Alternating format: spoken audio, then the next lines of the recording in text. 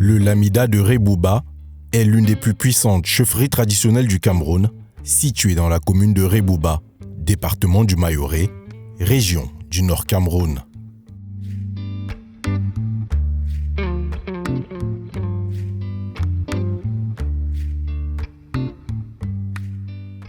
Cet impressionnant chef-d'œuvre culturel et artistique, situé dans la région des Foulbé, est considéré depuis 2006 par l'UNESCO comme un bien culturel et naturel, présentant un intérêt exceptionnel pour l'héritage commun de l'humanité.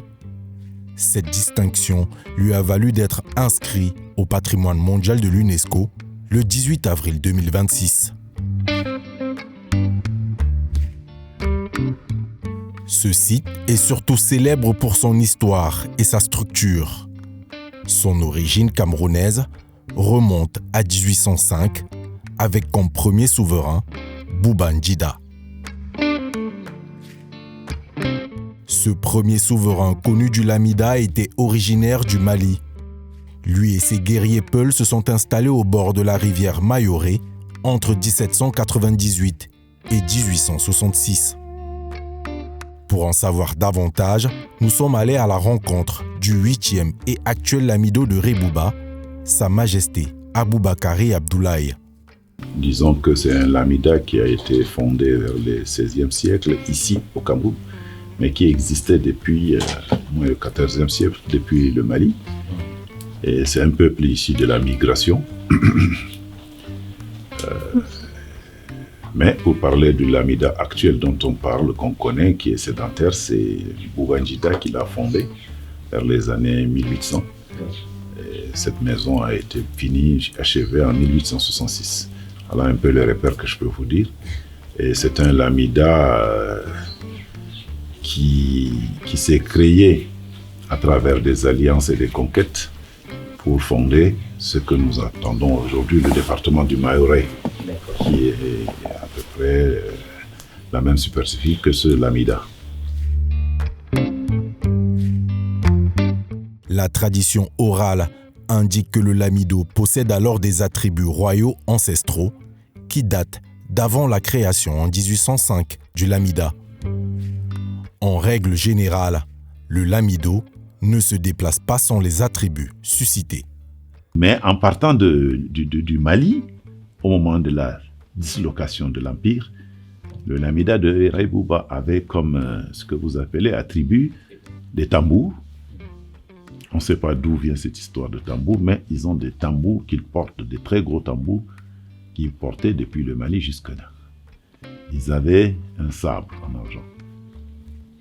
Et ils avaient un panier, ça c'est le truc assez mystique que tout le monde cherche à comprendre, mais le panier est toujours là et qu'ils ont toujours porté sur la tête des gens sans déposer par terre. Puis c'est ajouté donc ce drapeau, cet étendard qui est donc autorisé, qui est l'autorisation donnée à un chef de communauté de pouvoir créer un État islamique.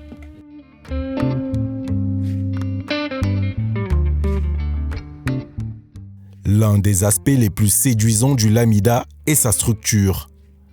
Il s'agit d'un palais construit sur une superficie d'environ 5 hectares et entouré d'un mur d'enceinte d'une hauteur d'environ 7 mètres. Le palais se compose de plusieurs cours, de jardins potagers et de plusieurs quartiers, parmi lesquels ceux du Lamido. Le palais royal, qui est la principale structure du Lamida, se constitue d'une grande muraille de 800 mètres de long, 7 mètres de haut, avec une épaisseur d'1,5 mètre à la base et 0,5 mètre au sommet. Le Lamida se compose principalement de grands boucarous, construits en terre et en paille, et qui servent de réserve ou de magasin. En ce qui concerne la répartition géographique des populations et les principales activités au sein du Lamida, le Lamido nous présente des particularités de son royaume. On ne peut pas circonscrire et vous donner une liste exhaustive des attributions ou des activités qui occupent le Lamido, mais la gestion de la société, la gestion des conflits, la protection des citoyens. Voilà à peu près ce qui revient prioritairement au Lamido, et il veille sur l'islam Et de plus en plus, depuis quelques années, ils veillent sur les religions. Cette répartition géographique permet au Lamido de mieux contrôler les activités économiques du Lamida. Chacune des zones économiques est contrôlée par des Dougari, qui sont les percepteurs d'impôts personnels du souverain.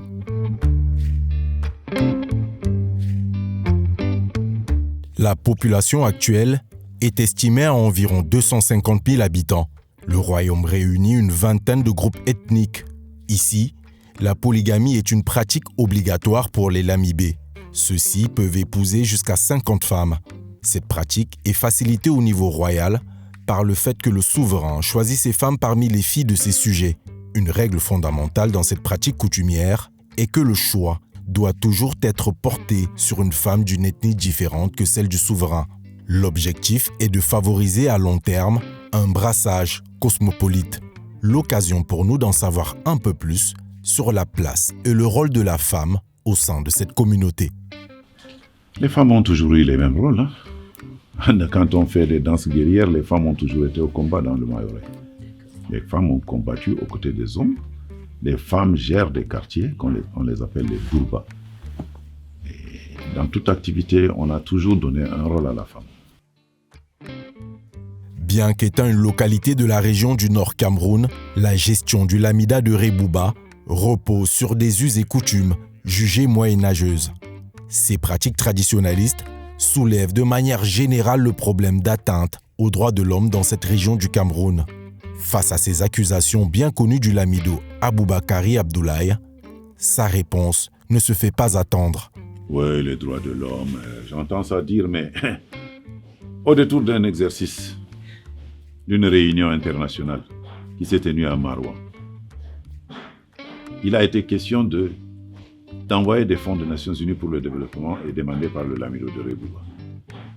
Plusieurs voix se sont élevées pour dire qu'il y a violation des droits de l'homme, il y a ci et ça. Mais dans la salle, il y avait un magistrat. Ce magistrat a levé la main pour demander est-ce qu'on peut lui donner les faits?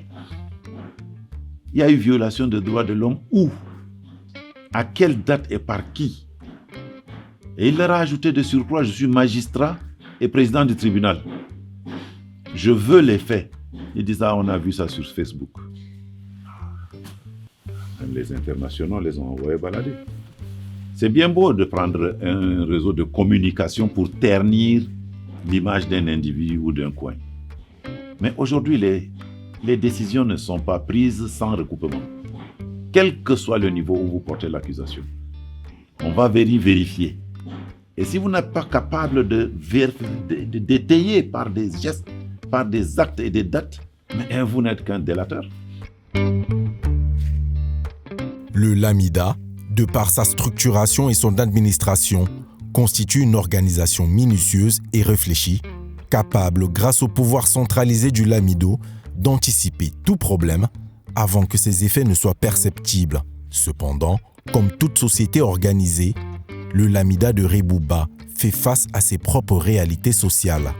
Nous avons des problèmes coutumiers, des mariages, d'héritage, et nous avons les conflits de terres, les attributions, les reconnaissances, les partages.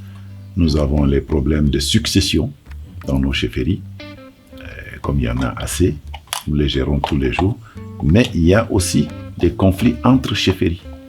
Le 3e degré, qui relève souvent de notre compétence, consultée en cela par l'administration. Cet impressionnant site culturel constitue encore de nos jours un véritable trésor, une richesse inestimable pour le Cameroun, l'Afrique et le monde. Une perception jugée extérieure que l'on attribue assez souvent au monde occidental. Mais vu de l'intérieur, le Lamido pose un regard différent sur la richesse de son peuple. Nous avons une très bonne pluviométrie, des terres très fertiles et de très grandes dimensions.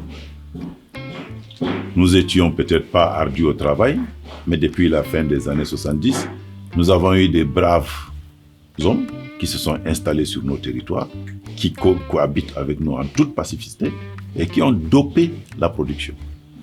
Plusieurs fois, des gens ont chanté pour dire que nous étions les greniers du Nord. Mais je sais que la production, elle est suffisante et nous déversons cela dans toutes les contrées avoisinantes. Après, nous avons les richesses de la nature, les parcs nationaux. Nous en avons à profusion au moment où ça disparaît partout, où c'est infréquentable partout. Nous restons encore acceptables et visitables et très riches.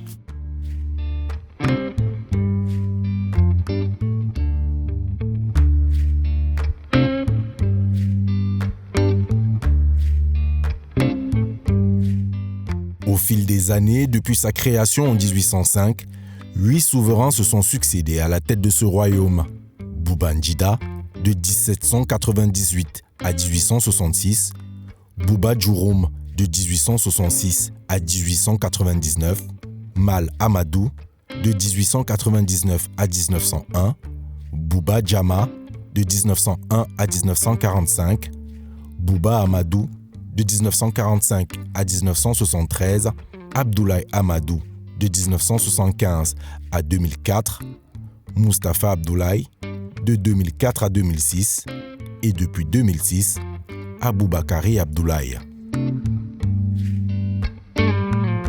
Le Lamida de Ré-Bouba, plus de 50 ans après sa création, reste aux yeux du monde une bâtisse sans égale, une véritable réserve culturelle et traditionnelle qui magnifie en tout point les valeurs ancestrales africaines.